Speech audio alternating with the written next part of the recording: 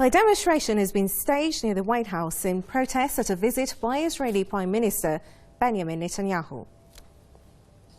An extension of colonial power in the Middle East become undone. And why could it become undone? It could become undone because many of the people in Israel understand the politics of the relationship. We don't accept the relationship. The protesters decried Washington's policy towards the Israeli regime and called on the U.S. government to cut aid to Tel Aviv. Israel now receives $3.1 billion from the United States annually, but has reportedly demanded $5 billion per year for 10 years. The demonstration came before the Israeli premier sat down for talks with President Barack Obama. The two leaders discussed a variety of issues, including Iran's nuclear program. Obama said that Washington and Tel Aviv have a strong disagreement on Tehran's nuclear issue, but rehashed the rhetoric that the US and Israel need to make sure Iran doesn't get its hands on nukes.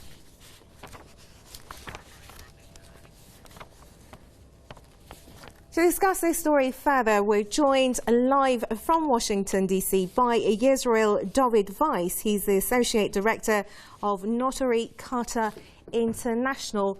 Rabbi Weiss, thank you very much for joining us here on Press TV. Well, what were the people protesting outside the White House? Thank you for having me on your program. It's an honor and a privilege. With the help of the Almighty, we had a delegation of rabbis, some originally from Palestine and from the UK and around the world, basically, Jews who represent the Jews around the world who are true to the Torah. And we just want to always try to make our President Obama aware that Netanyahu is simply not a representative of the Jewish people or of Judaism. He is representing an illegitimate nationalism, the state of Israel, the Zionist state of Israel, that has simply tried to transform our religion, Judaism, into ersatz Judaism, a new type of Judaism. They've kidnapped and hijacked our identity. They have no right to speak in the name of Judaism. As Jews, we oppose oppressing or occupation of another people. It's clearly against the teachings of the Torah. It's clearly forbidden for Jews to have their own state since the destruction of King Solomon's temple. The temple, Jews obeyed this for 2,000 years. We have lived amongst Muslim people and in other nations in peace and harmony. We never aspired for any nationalism. So this whole corrupt concept of this Zionism and their state is something which should be uncovered, and the world leaders should be aware of this.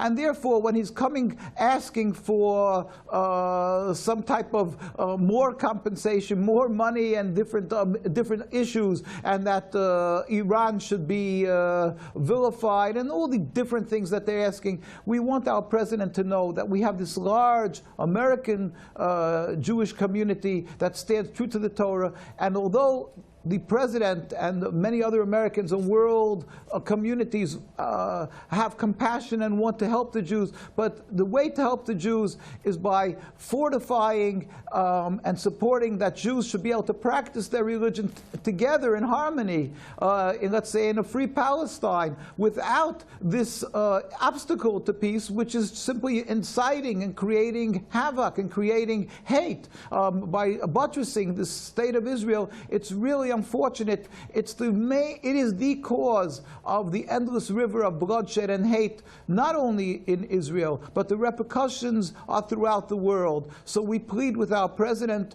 to really step out of the narrative that has been forced upon the world by the Zionist propaganda, by their PR. And remember, Jews have lived in harmony in Iran, in Persia, without any human rights groups to protect us for thousands of years, and under under the Islamic Republic of Iran, it's a perfect example how we've been able to coexist. We were embraced and given the opportunity to flourish and live as Jews. So why should this be supported, this terrible, illegitimate and flawed political movement that just started 100-odd years ago, Zionism, and is not the Judaism. It tries to incorporate religion, but it's totally, it's using it as a facade. It's against God, the state, and it's really a nakba, a tragedy, the works of Satan. It really has no place amongst humanity, which is created by God. Well, I'm sure that many activists like you, Rabbi Weiss, have been trying to get your voices heard to the international community and as well to the American leaders. But do you think that you got that fair share of coverage from your own media in America? That is just part of the sad chain of links in the long chain of events that Zionism intimidates. The Zionism has AIPAC, that they put pressure on politicians. The politicians are fearful of showing sympathy to the Palestinian cause or speaking or listening to the voice of the large Jewish communities, whether here or in Al-Quds in Jerusalem, who oppose the occupation. And for instance, now even, as you know, the Zionists are busy going up to the Al-Aqsa Mosque and spouting their terrible incitement. And we had many demonstrations in the last few weeks and months in regard to this issue alone. We had to remind the world that we had the chief rabbi of Palestine in the 1929. His name was Rabbi Yosef Chaim Sonnenfeld of blessed memory. He was the anti-Zionist chief rabbi of the Orthodox Jews of the community of Palestine, which was the community of Palestine. And already in that time, in 1929, he issued a statement in Arabic in a local newspaper called El Salam, where he said, and I'm quoting, "The Jews do not want in any way to take that which isn't theirs. They certainly don't want to contest the right of other inhabitants to the places held by them which they regard with honor and consider holy. And in particular, there is no foundation to the rumor that the Jews want to acquire the Temple Mount. On the contrary, from that time, because of our sins, we were exiled from the land, our holy temple was destroyed, and we have been lacking the purity required by the Torah. It is forbidden for any Jewish person to set foot upon the grounds of the Temple Mount until the coming of the righteous Messiah, with the Spirit of the Almighty, will rule righteously for the good of all creation, and will return to us the purity required by the Torah, which Jews aspire to, the coming of the Messiah, where all humanity, God will reveal His glory, and without any human intervention, there will be a spirit of believing in the one God, and all humanity will join arms and go up and serve God, and God will Himself create this happening, this metaphysical change."